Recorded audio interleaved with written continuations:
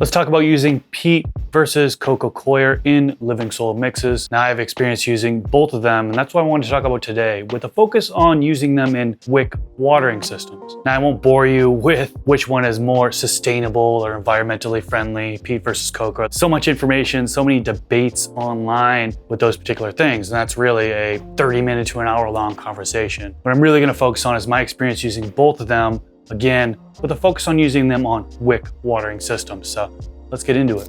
All right, so let's talk soil versus potting mix versus living soil, soilless medium. There's so many different terms out there which are often used interchangeably. And I often use them interchangeably as well. I often just say soil, when really sometimes it's a potting mix. There's also living soil. So what's the difference? Well, in layman's terms, I try to make things simple for the audience, and you can go ahead and Google or do your AI search or whatever to get more details on it. But soil, living soil, you're looking at more of something that's biologically active in the medium and has organic matter in there as well. So you've got microbes in there, maybe you have other beneficials in there, worms. They work to break down those nutrients, mineralize the amendments that are in there, break them down and make them usable for the plant to uptake. Now with the potting mix, it's more so having like a peat or a cocoa and some additional amendments in there. I often use these terms interchangeably. I might mention bag soil and just call it regular soil when really it's a potting mix. So just to warn you, blanket word is soil. I mentioned that because I had somebody comment on a recent video. They mentioned I was saying the word soil a lot, and they said, you're actually using a soilless medium. And I was like, well, kind of reminds me of when people say strain, and then somebody comments and says, well, strain's for viruses. It's not really for plants. It's not botanically correct term. It should be cultivar or variety. Anyways, we're splitting hairs at that point in my opinion, but I often just say soil. So let's talk about what plants I have in here real quick. Here I have 5 cannabis plants that are in 1-gallon plastic pots, and they have bioflower soil in them. You can see I actually have a jalapeno plant back there. That one's doing pretty good. It's been working out pretty good for me. It is yellowing because it's really just been plain water in the reservoir here that's on this wick system. So plain water feeding the plants that are in bioflower soil, since it's already nutrition in there. We'll go over the ingredients list here in a little bit, but these plants only really need just water right now. The jalapeno already kind of worked through its nutrients that were in there, so I was feeding bottled nutrients. So that's why there's a little bit of yellowing. I probably should take it off this watering system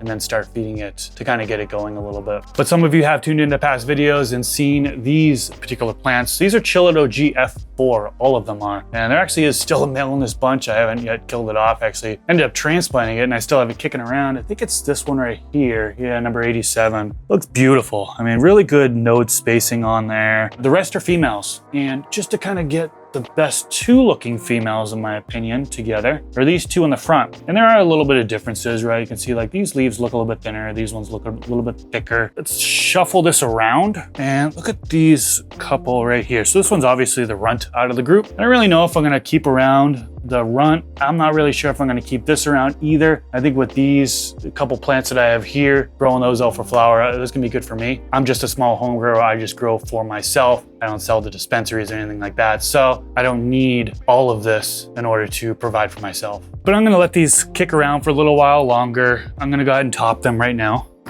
We use my Vivo Sun trimmers. Shout out to Vivo Sun. They are a sponsor of the channel. They hook up my viewers with a discount code. You can use code MrGrow15. That works on both their website as well as Amazon. Got their trimmers, got their Luma light. This is a 400 watt. You've got their humidifier here, their tent, oscillating fans. They have so much equipment. Definitely check them out. I did sterilize these. What I did was 1 part bleach to 9 parts water. Dipped them in there, kind of had a little bit of a soak, 10 seconds, 15 seconds. Some people do upwards of 30 seconds and then wipe them down. And now I'm ready to top. I'm not gonna top this one. It's just so small, but I am gonna take this one and start counting nodes up. We've got 1, 2, 3, 4, 5, 6. It's basically on its 7th node right now. And I'm gonna be a little aggressive here.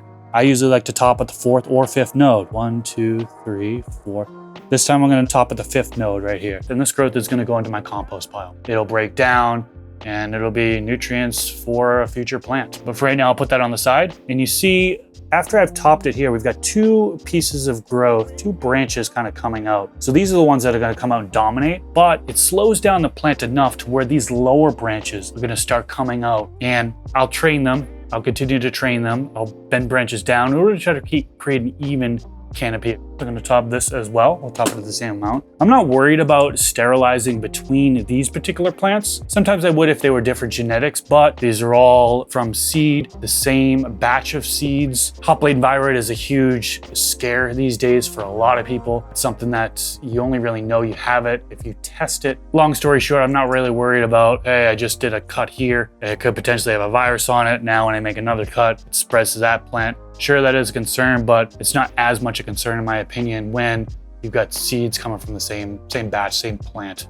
1, 2, 3, 4, 5. So again, 5th node. This is aggressive for some. Other people, it's normal routine. We're just gonna top all of them at the 5th node at this point, except for that runt.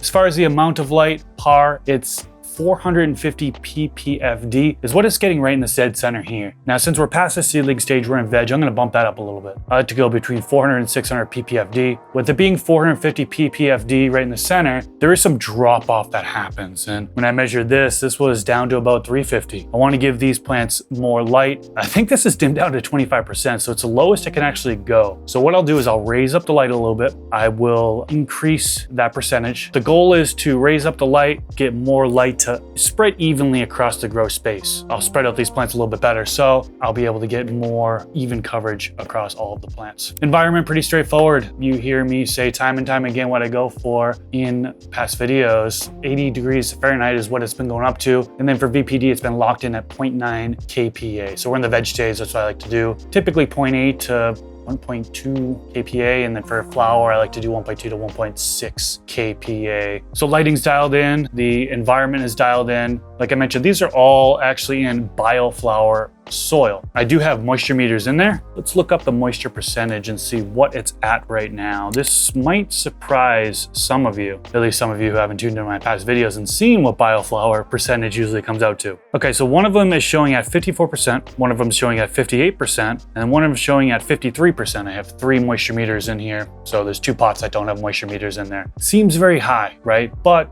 the plants are thriving, and that's because of the airier medium. So what is bioflower made up of? Well, first off, there's no sponsorship with bioflower. There's no sponsorship with Fox Farm, which is another soil I'm about to talk about. But got a cheat sheet here: Coco Coir, sphagnum peat moss, perlite. Now it doesn't mention what the percentage is of each of those. Is it a 50-50? Is it a 70-30? I don't know. I did have somebody comment on a video who mentioned that he helped formulate bioflower. So guy, if you're watching this, comment down below and let us know what percentage it is of peat versus cocoa. I'd really love to know. I couldn't find it anywhere when I did the research. Not sure if it's a secret or not, but it's got both cocoa and peat in there. It seems to be more heavy on the cocoa side of things, and then derived from feather meal, bone meal, pasteurized, poultry litter. That's a controversial one. Volcanic ash, dolomite, kelp meal, magnesium sulfate, which is Epsom salt, and sulfate of potash. Now it also includes some non-plant food: softwood biochar, Bacillus megaterium. I probably butchered that. It's a beneficial bacteria. And so it's got a variety of things in there, a lot of nutrition in there. But like I mentioned, it's mostly heavy in cocoa from my understanding, what it seems like. And having it on this wick system, I actually transplanted in this container 6 days ago. You can see the top part of the medium here is moist still, but the plants are thriving. Heavy, 58% moisture in there, but the plants are still doing good. So really happy with the growth I'm seeing so far.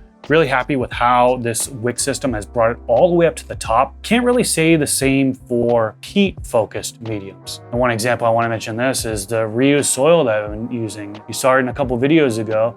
The reused soil that I've been using on my 8th run now, using in the same soil. It's really peat heavy. I started out as Fox Farm Ocean Forest soil. And I've got the list of ingredients here so we can kind of compare. So it's 50 to 60% aged forest products: sphagnum peat moss, perlite, sandy loam. And then also has some nutrients in there as well. It has some fish emulsion and crab meal, shrimp meal, oyster shell, earthworm castings, bat guano. So it's got a variety of different amendments in there that'll break down slowly and be usable nutrients for the plant. So that way I'm not feeding nutrients right away for both the Fox Farm and the bioflower soil. However, with the Fox Farm, I must say, I don't get as good of a wicking to happen. It doesn't really wick all the way up to the top of the medium like it does with this. And that's a concern if you're using dry organic amendments that need that moisture in order to have microbes on on it and for those microbes to break down those amendments and turn them into usable nutrients for the plant. So last video, a couple videos ago, where I transplanted into that soil, those plants aren't doing as good as these plants. I don't know if it's because I immediately put it onto that wick system and the moisture level was just too moist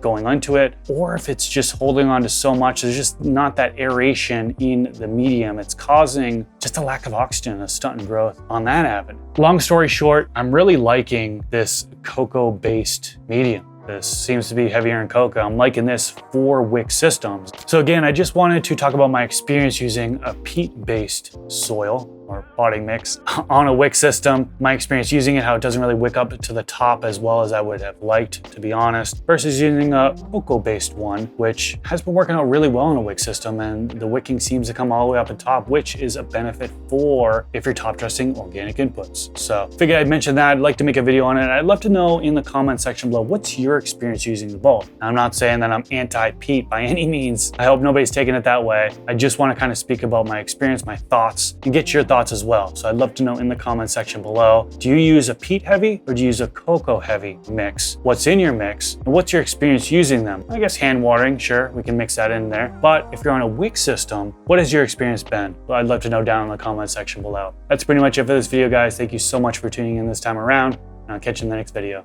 Peace out.